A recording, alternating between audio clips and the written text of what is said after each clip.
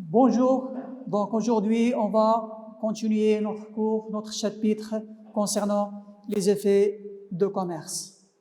Donc on va voir la circulation des effets de commerce entre les clients et les fournisseurs, donc l'endossement des effets de commerce, l'escompte des effets de commerce et l'encaissement des effets de commerce. Donc il y a deux cas au niveau d'encaissement, soit encaissement direct, soit encaissement indirect.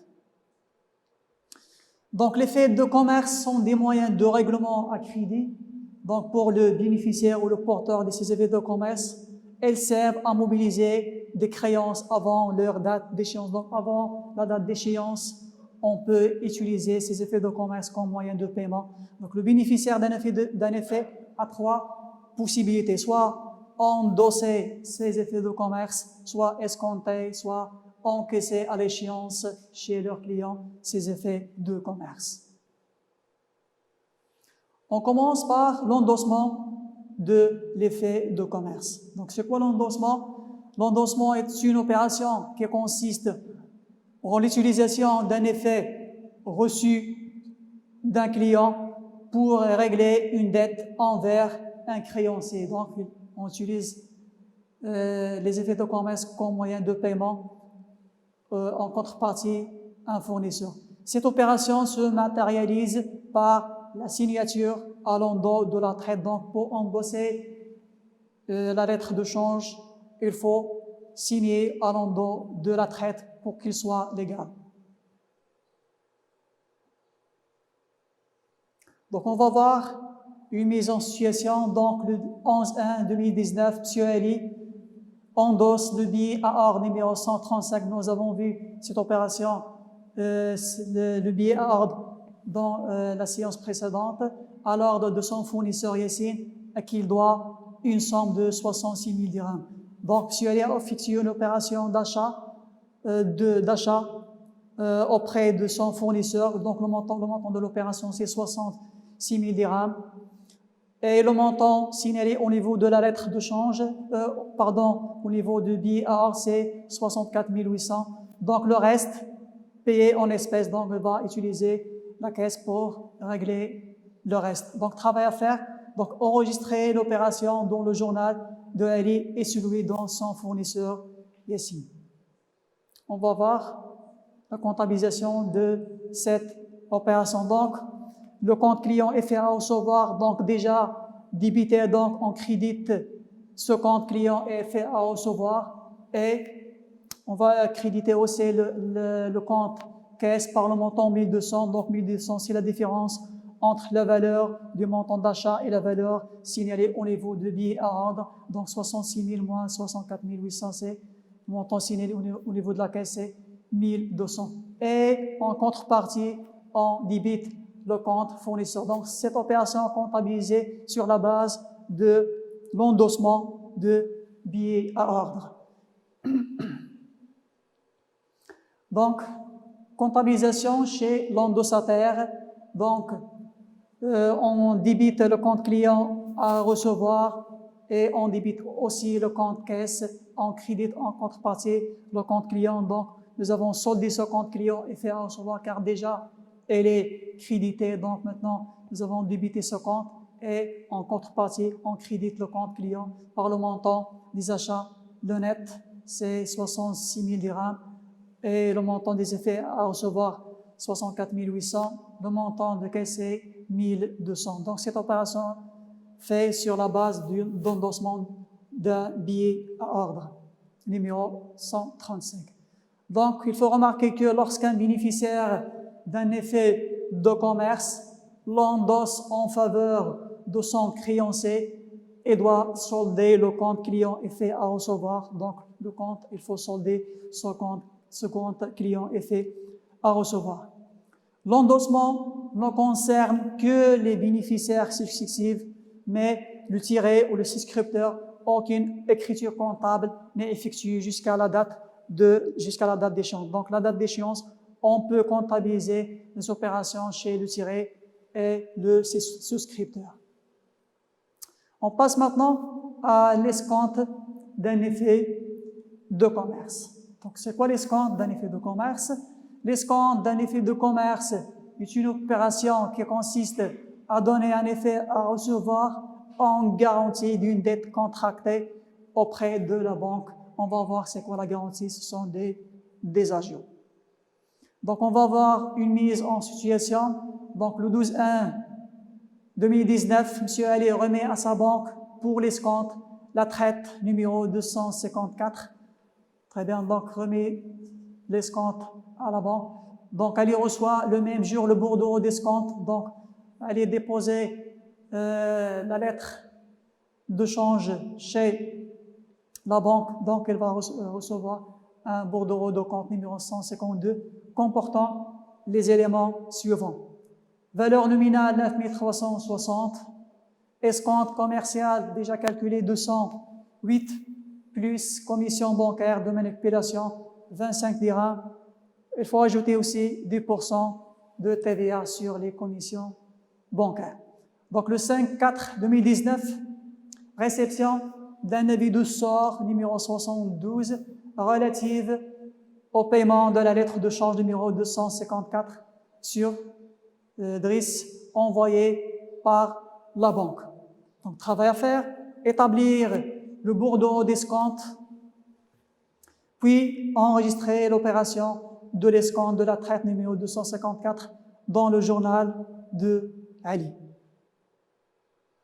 Donc, tout d'abord, on va voir le bordereau d'escompte.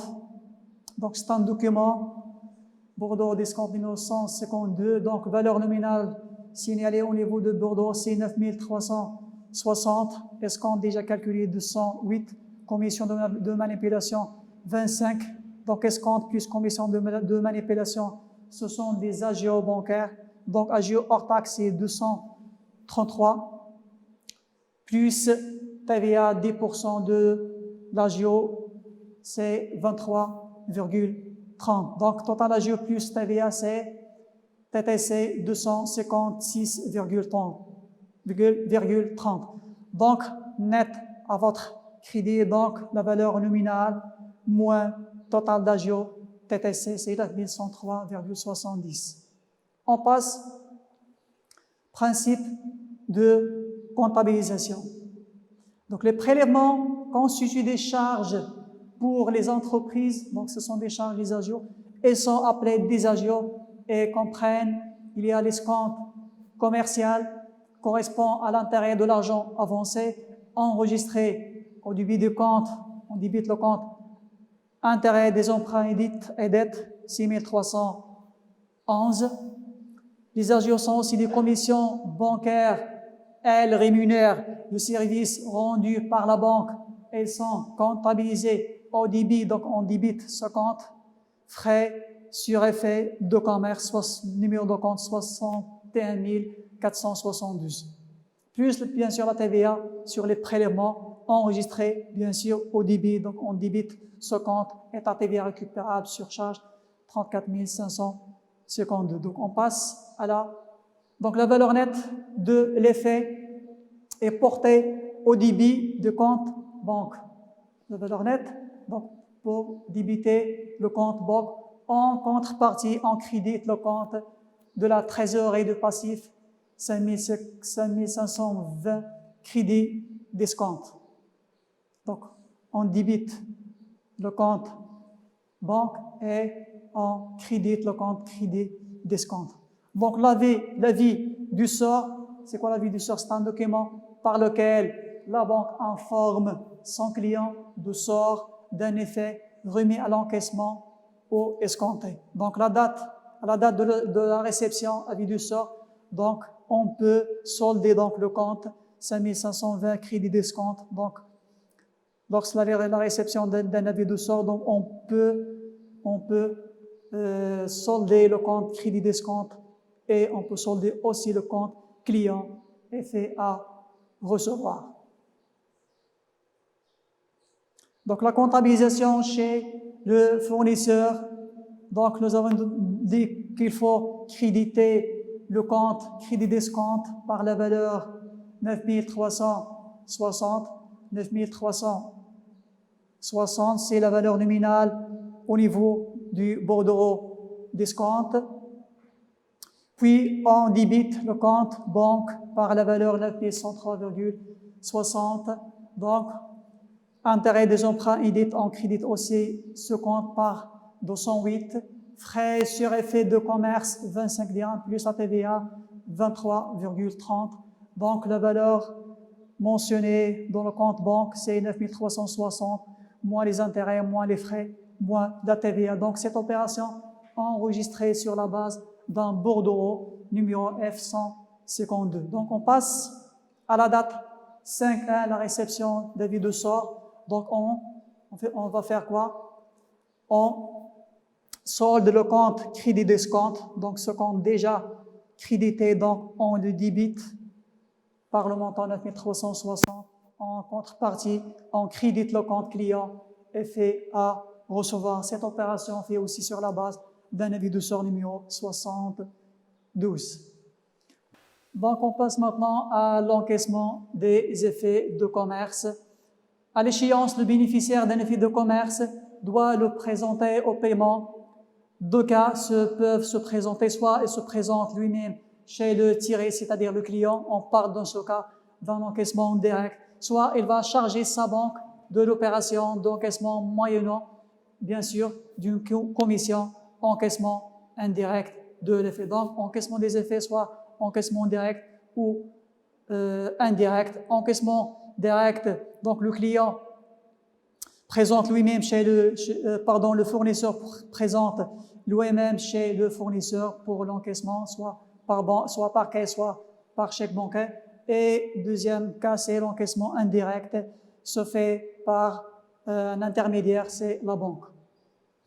Donc, commençons par encaissement direct de l'effet de commerce. On va voir une mise en situation. Donc, le 16/3/2019, le fournisseur IMED se présente chez son client Sotac pour encaisser la lettre de change numéro 67 tirée sur lui le 4/1/2019, valeur nominale 46 000 dirhams payée par chèque bancaire numéro C88. Donc, travail à faire. Donc, enregistrer l'opération dans le journal de IMED et celui de client Sotac. Donc, tout d'abord, on va voir principe de comptabilisation. Donc, chez le bénéficiaire, c'est-à-dire le fournisseur, on débite le compte, un compte de trésorerie, compte banque aux caisses, et on crédite le compte client en contrepartie client est fait à recevoir. Donc, pour solde de la dette créance. Donc, chez le tiré, le client, on débite le compte fournisseur est fait à payer pour solde de la dette et on crédite un compte de trésorerie qui fournit la ressource banque aux caisses. Très bien, donc la comptabilisation chez IMED, donc la date de 16/3, donc on a dit qu'il faut créditer le compte client et fait à recevoir par la valeur 46 000 et on débite le compte banque par le même montant 46 000. Donc cette opération basée sur le chèque numéro C88. Donc la comptabilité chez l'entreprise Sotac, donc en contrepartie, il y a on solde le compte fournisseur est fait à payer par le montant 46 000 et en contrepartie, on crédite le compte banque par le montant 46 000 dirhams. Donc, chèque numéro C88. Donc, on passe au deuxième cas, c'est l'encaissement indirect de l'effet de commerce. On va voir une mise en situation. Donc, le 29/3/2019, le fournisseur IMED remet à sa banque la lettre de change numéro SC 195. Valeur nominale de la lettre de change, c'est 9600 dirhams. Donc, remet pourquoi? Pour l'encaissement. Donc, un bordereau de remise numéro 34. Donc, le 31/3/2019, la banque encaisse la dite lettre de change auprès de sa banque du tiré pour le compte de son client. Donc, c'est une opération entre les deux banques de fournisseurs et banque de clients. Donc, on ne doit pas comptabiliser cette opération car ne touche ni le client ni le fournisseur. Le 5/4/2019, la banque de l'entreprise IMED l'avise de l'encaissement de la lettre de change numéro SC 195, avis de crédit numéro 533, bien sûr, commission prélevée par la banque, 40 dirhams hors taxe, on ajoute aussi TVA de 10%. Le 6/4/2019, la banque du client Sotec lui envoie un avis de débit numéro 205 relatif au paiement de la traite numéro 195. Donc, travail à faire, donc il faut enregistrer cette opération ou ces opérations dans le journal de fournisseur IMED et celui du client Sotec. On va voir tout d'abord le principe de comptabilisation de ce type d'opération. Donc, on distingue deux étapes dans l'opération d'encaissement. Première étape, c'est la remise à l'encaissement. Deuxième étape, c'est l'encaissement définitif. La remise à l'encaissement, donc, on fait quoi? On débite le compte effet à l'encaissement. C'est un nouveau compte pour vous sur 51 132. Par quoi? On débite ce compte par le crédit du compte client effet à recevoir sur la base du bordereau de remise à l'encaissement. Deuxième étape, c'est l'encaissement définitif. Donc, on débite le compte principal, compte banque, du montant net figurant sur l'avis de crédit. Le compte service bancaire aussi, on le débite du montant des commissions prélevées par la banque, ainsi que le compte état TVA récupérable sur charge, donc on débite ce compte aussi. En contrepartie, on solde le compte client, effet à l'encaissement 51 132, donc on solde ce compte. On passe à la comptabilisation chez IMED. Donc, on crédite le compte client effet à recevoir par montant de 9 600 et on débite le compte effet à l'encaissement. Donc, cette opération basée sur bordereau de remise. Au 5/4, pardon, on fait quoi? On solde ce compte effet à l'encaissement et on débite le compte banque frais sur effet de commerce et état TVA récupérable sur charge. Donc, 9 600 montants des encaissements, on retranche de ce montant 40 des frais des effets de commerce, moins aussi TVA qui nous donne montant des banques, c'est 9 556. Donc, fin de la séance et fin de ce chapitre. Donc, j'espère que j'étais clair. Bref, donc merci beaucoup et au revoir.